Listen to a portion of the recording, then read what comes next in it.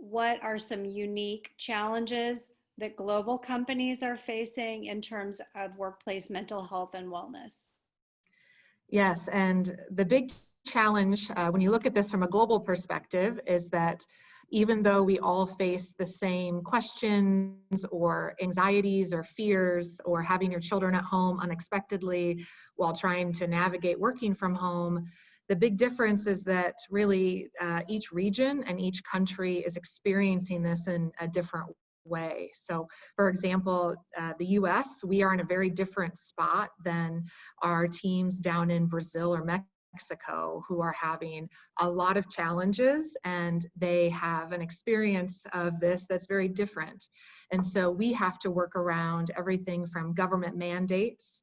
For example, our team in Italy, they were on a very severe lockdown, and they could only travel 300 meters outside of their home at one designated time a week.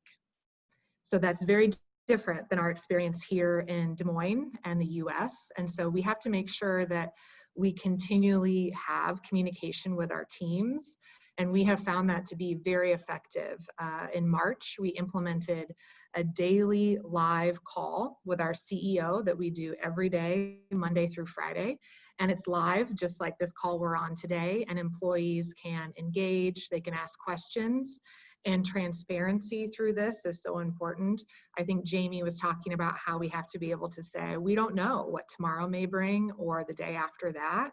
But I think when a company or a business is transparent and keeps communication open and says, I'm also nervous or I'm also readjusting to this new normal, it makes employees feel more comfortable.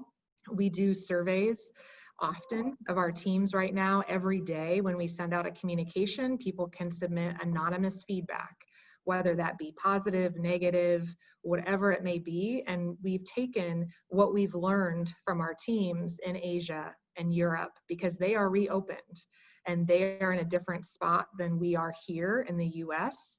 And we've heard that having webinars on mental health and free access to meditation platforms and apps really helped them navigate this. So we replicated many of those practices here in the US.